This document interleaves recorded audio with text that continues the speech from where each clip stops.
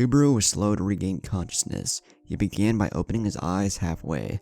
His arms were numb. His neck hurt. His back was aching. Subaru wasn't sure where he was when he fully opened his eyes. Bolting upright, Subaru checked his surroundings. A TV was up above in front of his bed, it planted where the wall and ceiling met. The television was currently on a game show, but Subaru could care less whether the man got the grand prize or not. Below the TV was a chart that said his full name. It included a doctor's name who apparently was the one taking care of him. To his left there was a small door that had a sign that read, restroom. A window was to the right of the restroom, showering him and his room in light. To his left there were curtains, but before the curtains was a table with a large bouquet of flowers, and various gifts covering the table. Subaru reached for a card but saw a needle stuck in his arm, an IV. A heart monitor was displaying his heartbeat. Beep, beep, beep. On and on and on, the beeping sound unending. How did he end up here? Subaru racked his mind. He was at his house with Rem, knocked, closed his eyes, and when he opened them, he was back in his old world. Why? Why was he back? He thought he had 4 more years. Thought. That was the key word. He thought he had 4 more years when in reality, it was months. Rem. He needed to get back to her one way or another. Subaru took off the clip on his finger, monitoring his heart, grabbed the IV connected to him, and got out of bed. The heart monitor was making one single long beep now that it no longer sensed a pulse.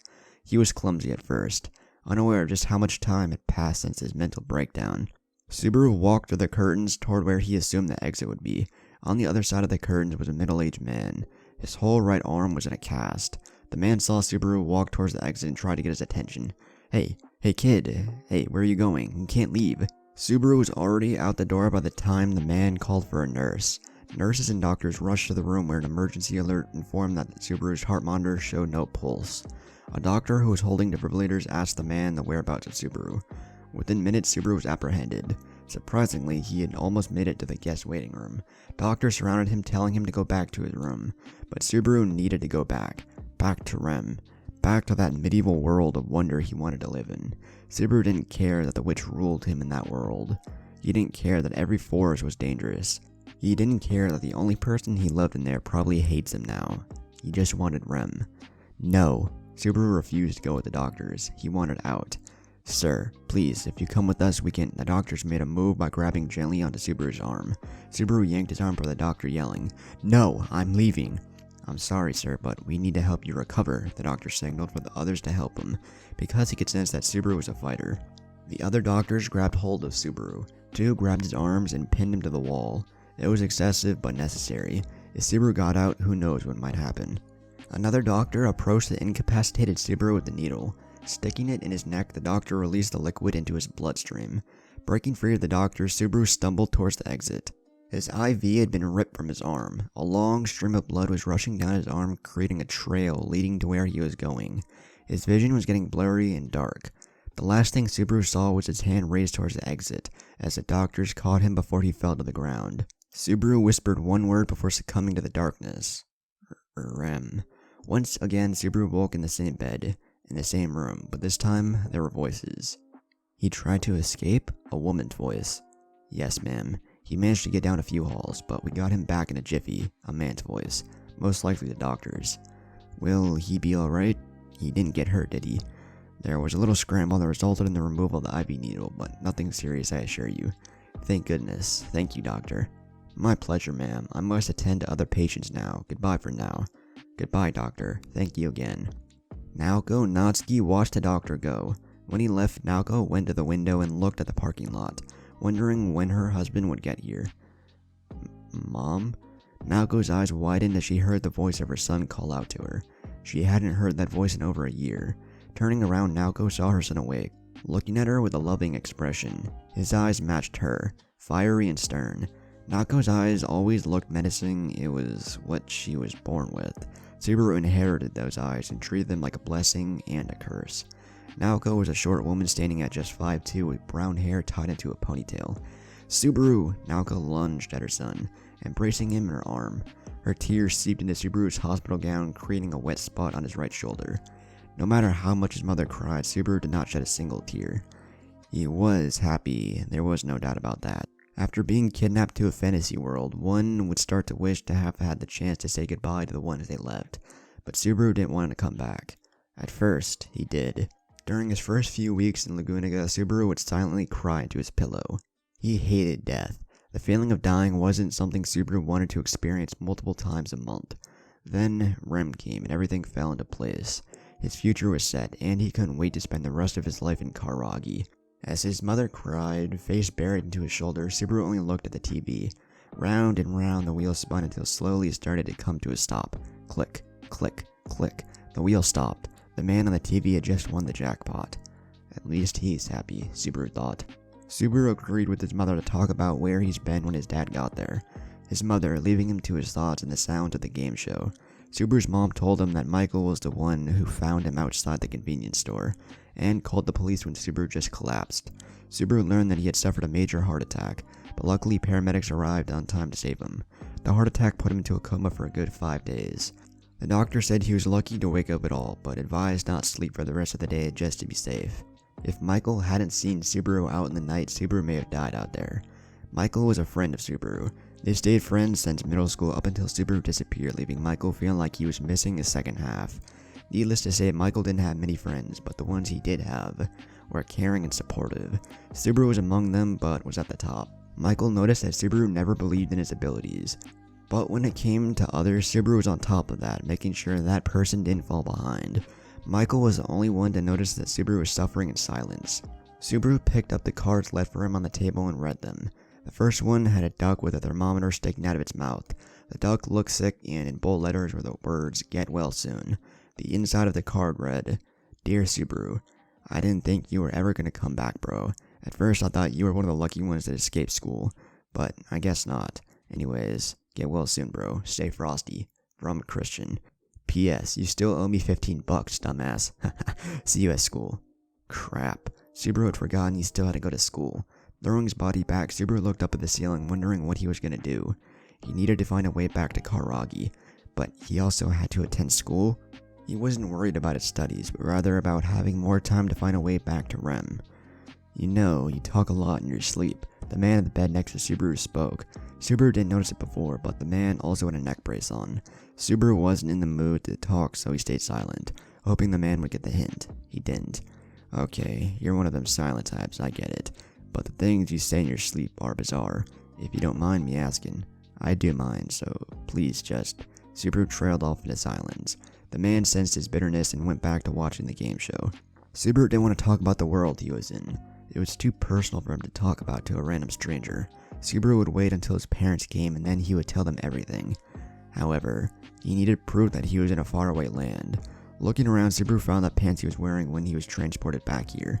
In the various pockets, Subaru found his media, which was useless since there was no one to contact on it in this world, a pouch of coins that was the currency of Karagi, and a picture of Rem with their name on the back in the language of the world before. The photo of Rem was taken on her last birthday, February 2nd. The photo was of Rem showing that radiant smile that Subaru loved to see whenever she got excited or really happy. The cake placed in front of her was one Subaru attempted to make by hand all on his own. Long story short, the cake burned and Subaru had to rush to the market and buy a pre-made one. The cake was topped with 2 numbered candles, one with a 1 and the other was an 8. 18. Subaru pocketed the photo, deciding to keep it to himself. It was just too personal. 2 hours later, Subaru's mother and father came into the room. Naoko came in first, followed by Kenichi, his father. Kenichi was almost an exact copy of Subaru, except Kenichi lacked his menacing eyes. His were gentle. Any woman caught in his gaze would instantly be wooed by his handsome looks and charms. His messy black hair was tossed around as per usual. His looks were stunning. His personality was ideal, and his build was muscular. His smile was one that gave someone the idea that he was up to something mischievous. Subaru didn't realize how excited his dad was until his dad was right next to him. My boy. Even Subaru's father cried despite being a man who had his emotions under control. "You're back. I can't believe my baby boy is back." Subaru was always closer to his father, even though he used to despise him for being the example everyone expected him to become.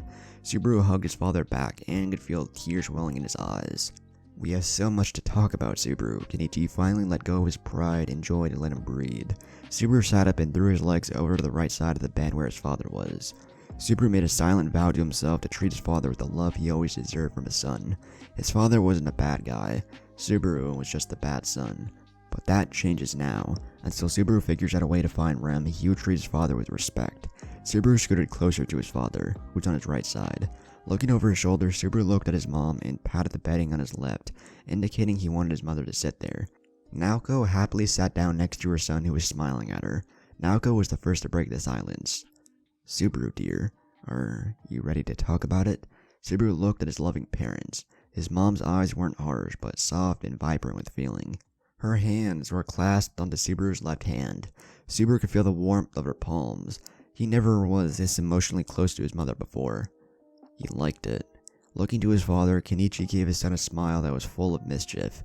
Subaru smiled back, knowing full well that his father cared about him. All his sour thoughts about his dad were something Subaru now thinks of as his ugly self. It was a part of him he hoped would never see the light of day again. Subaru took a deep breath and exhaled. Finally ready, Subaru nodded his head. Yes.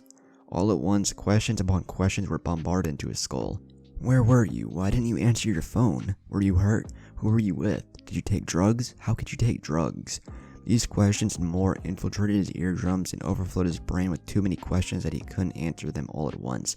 Whoa, settle down, guys. Subaru put one hand on each of his parents' mouths to silence them. Good old Natsuki Subaru. Subaru removed his hand from his parents and crossed his arms. One at a time, please. Naoko was the first to ask. Where were you for a whole year, sweetie? Subaru wasn't entirely sure how to answer that when he had such a bizarre answer. Subaru just decided to tell them the truth. The whole truth, and nothing but the truth. I was transported to another world where humans and demi-humans lived in harmony. In that world, people used mana to use special abilities they had. It did take a while, but I slowly got used to the new world. Subaru let a small smile show on his lips. I did make friends there, but they're gone now. Subaru's smile instantly fell. Stunned silence. Then Kenichi broke the silence. Kenichi laughed. Subaru looked at his father stunned. Not that he expected him to believe his story, he just didn't expect him to laugh. Maybe a real long but not a laugh. Oh, Subaru, you always were a creative one. Subaru could care less if his parents didn't believe him, but he felt he at least had to try. Look at these. Subaru pulled out his pouch of Karagian coins. All this currency is Karagi money. Look at them, they're engraved in everything. Kenichi and Naoko each took a coin and inspected it. Kenichi noticed how detailed the coins were. Each coin had a realistic engraving of someone onto them. All of them were the same size and perfect as if manufactured professionally. Kenichi passed the coin back to his son. Alright, you have my attention as of now. What else you got? Subaru put away the pouch and walked up to the whiteboard in front of his bed. He erased the information on it and grabbed the marker. This is iScript. Subaru wrote a few words down. This is HaScript. Subaru again wrote down a few words. And this is RoScript. Subaru did the same routine. Kenichi went up to inspect the writing. Seems like a bunch of scribbles to me. That was it. Subaru gave it all he was willing to give. Now he gave up and let his parents live in ignorance. I give up, Dad. I apparently can't tell you about where I was if you don't believe me. Subaru sat back down on his bed, getting fed up with his parents already. For one more hour, Subaru's parents asked him questions, all of which Subaru answered truthfully, which his parents weren't happy about, for they all had something to do with his fantasy world. After that, they decided to go home. When you're ready to tell us the truth, son, we'll be all ears. Until then, keep the karaoke stuff to yourself. Kenichi opens the exit and let Naoko out first. It's Karagi! Subaru raised his voice so his father would hear him as he left. Before the door closed to shut, Subaru heard his dad say, Love you, son. Subaru was left to his thoughts once more. Now that his parents were gone, Subaru pulled out the media. Subaru opened the gallery and found the photos Rem and him had taken together. Each one told their own story. One such picture showed a terrified Rem running from a flock of geese who were trying to get to the bread in her hands. Rem hugging a puppy they found that was lost, a smile on her face. They later found its owner. After that, Rem was sad. Rem asleep, catching Subaru's arm and using it as a pillow after she nodded off, watching the stars. Rem. Every photo was of Rem. When taking the picture, Subaru thought that if he were to take a picture, Rem would be the only thing worth snapping a photo of. Subaru looked at his latest picture of Rem's sleeping face. Getting teary-eyed, Subaru touched Rem's face. I'll find you, Rem. That's a promise. Hey, what's that? Subaru snapped the media shut. The man next to him noticed Subaru staring at a flip phone, looking at a device with a smile. It's nothing. It doesn't work. Subaru put the media to the side. Bzz, bzz, bzz, bzz. Well, I think it's working now. The man was right. The media was receiving a call. The media buzzed and buzzed. Subaru was watching the media light up and shake. He slowly picked up the device, opened it up to show its internal screen. No caller ID, figured. Maybe someone from Karagi had somehow made contact with him. Oki? Rem? Anyone. Subaru's hand was shaking as he put the media to his ear. Hello?